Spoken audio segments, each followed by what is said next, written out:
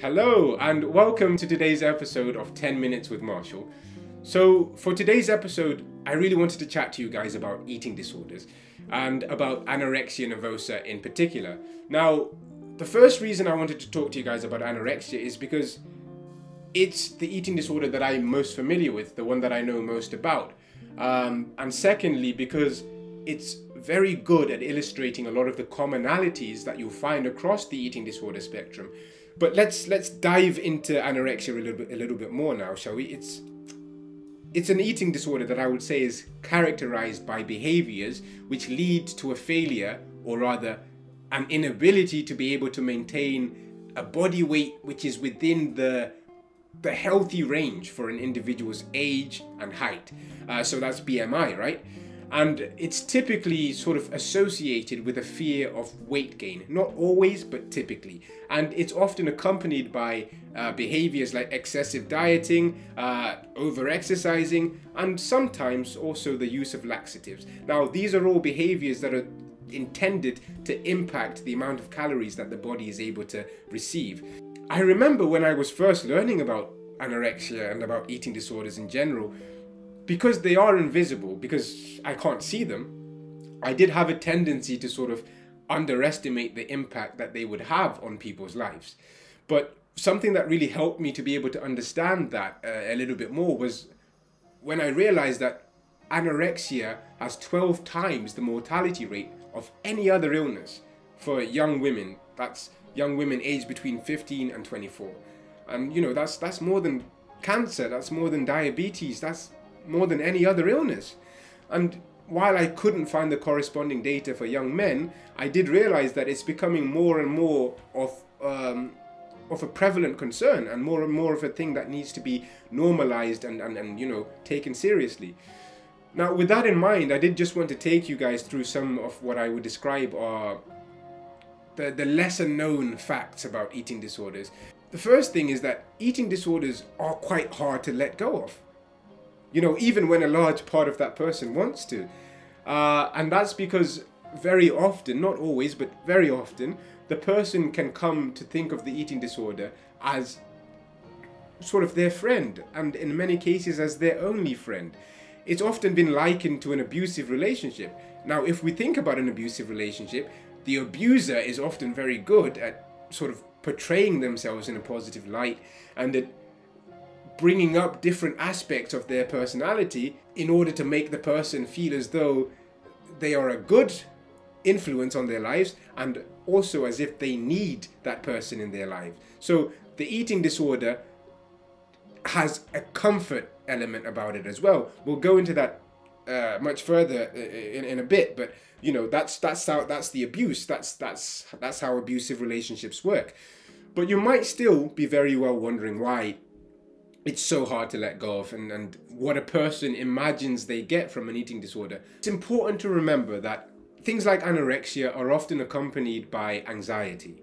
And if I had to sort of in the broadest terms define what anxiety was, I would say that it's fear or worry about the future, right? So it's fear or apprehension about what's to come, about the things that are outside of our control. And it's also thinking about what those things could therefore then mean, what implications those things could have on someone's life. And when I think of the opposite of anxiety, of the opposite of fear, I tend to think of calmness. And when I think of calmness, I tend to think of control as well. So sometimes, not all the time, but definitely sometimes, the eating disorder can be so hard to let go of, because in this massively out of control world, it is something that the person is able to control. It's something that they're able to influence. Now, that is still quite open to misinterpretation, so I would like to just explain that a little bit more. And the way I would do that is by sort of pointing your attention to the fact that there is currently research out there that suggests that when our bodies enter a state of hunger, a state of extreme hunger, we release chemicals like adrenaline and cortisol, which I don't know if you remember back to biology classes, but they're sort of linked with that stress response, and they're very sort of heavily involved in the fight or flight response. And very recently we've also discovered that in addition to fight or flight, there's also the freeze part of that response, right? Now this research goes on to suggest that that feeling of hunger and those experiences, you know, those chemicals and that intense feeling that one experiences when they're hungry becomes an almost sort of recognizable sensation. It becomes a marker. And the reason that's important is because for a person with anxiety, or at least a person with a condition greatly relating to anxiety, it can often be very tempting to want to go towards what's known rather than leave yourself open to a whole host of unknown but potentially even more intense emotions. And so I know that when I'm hungry, that feeling of hunger is so intense and so specific, it's so overpowering that very often it's all that I'm able to think about. And so in this way, hunger, the research suggests, is actually able to block out or to dull a lot of the other negative emotions that people tend to experience. Because, you know, it's the negative emotions are what, you know, the eating disorder is telling the person they are getting from having it there, right? So the eating disorder is saying, if you keep me with you, I'm good for you because I stop you from feeling all these other things. What's a little bit of hunger? That we know that, like, we just eat a little bit of food and that'll go away. So it's a lie. It's the process of what's going on in that person's head most of the time, but they can't see it. And it's very harmful because despite the fact that the eating disorder is telling you, is comforting you, our bodies need nutrition, and certain things happen when our bodies don't get nutrition. For example, there is this condition which is very prevalent in people with anorexia called osteoporosis. Now, osteoporosis occurs when our bodies become malnourished, and it's basically a condition whereby the bones within our body become weakened.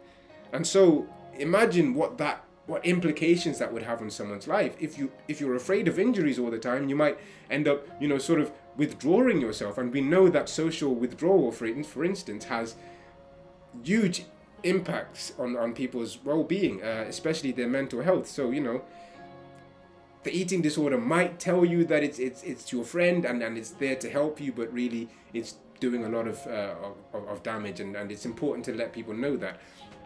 I think that leads us nicely on as well to the fact that there are a lot of myths out there surrounding eating disorders. A lot of people tend to think that eating disorders are all about food, and that it's, particularly with anorexia, it's just a diet that's gone wrong. But that's, you know, that couldn't be further from the truth. There are so many sort of contributing factors, so many risks, predispositions, genetics, events, traumas, all of these things that have to come together in just a precise way to result in this illness. And so, you know, I think it's both unfair and untrue to say that the eating disorder is the fault of the person or the person's family.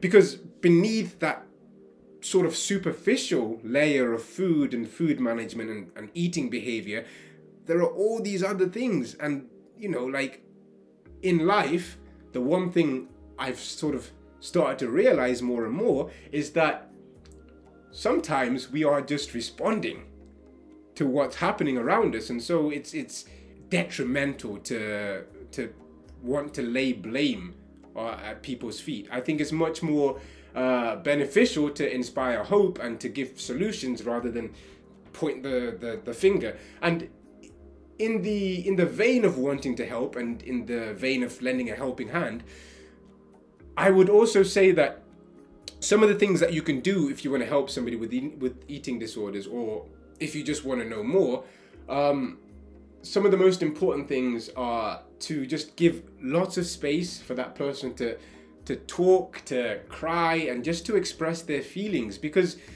very often, the very first step in getting better again, it doesn't matter whether it's a physical health problem or a mental health challenge, the very first step is in bringing things that are outside of our awareness into our awareness. Like I said, if you've got a massive like hole in your chest, but you don't know it's there, you can't do anything about it. I know that's a sort of huge oversimplification, but it's also a truth, right? So conversation is an awesome way of bringing things that were sort of previously outside of our awareness for whatever reasons into our awareness and into a place where we're then able to act on them and do something about them. I would also say that eating disorders are curable, right? But the longer somebody has them, the more ingrained the behaviors become, and the more difficult it becomes to treat that person. So talking is a really awesome way of normalizing what that person is going through, and hopefully it then becomes a mechanism for that person to be able to access the help that they need at a much earlier point than they otherwise would be able to. This might be, again, a huge oversimplification, but we're friends with the people and we care for the people that we like, right? So there's obviously something about that individual that you like. Remind them about that. Allow them to see themselves, you know, in a favorable light, because very often when our minds are ill or experiencing a mental health problem, we are not able to see what's right in front of us. And, you know, I think if you can give that person the impetus, the motivation to be able to get back to well-being again, then that's just something a person can appreciate. It's great to want to help, but sometimes there are things that we can feel are too much or too triggering for ourselves. And in that situation, it's much better not to take on those emotions. And I think it's much better to have an honest and frank conversation with the person that you want to help. And hopefully during that conversation, encourage them to get the help from somebody who's equipped to be able to help them. That's been a little bit more information about eating disorders and anorexia in general. Emphasis on the little bit, because like I say, there are so many other eating disorders and so many other bits of information, even on anorexia, that I couldn't squeeze into this 10 minutes. But I think it's really awesome to be able to understand each other and each other's lived experiences. And so I would really recommend you guys to do a bit of further reading, watch some YouTube clips. Brené Brown is an awesome researcher. She doesn't talk a lot about eating disorders specifically, but she talks about shame and guilt, which are sort of very common feelings in eating disorders. But also the way in which she talks about these things is just so clever but so accessible that I think it can only benefit you. So yeah, that's me plugging Brené Brown. But if you guys have enjoyed that and feel like you've learned something from today's episode, then I would really sort of appreciate it if you could share and help us spread the word, because in the coming weeks there are a lot of topics, especially around social health and mental health, that we're really interested in delving into and sort of helping each other to be able to understand a little bit more. And so yeah, your help to be able to spread the word and knowledge about where to find us would be super awesome and very much appreciated. See you next time.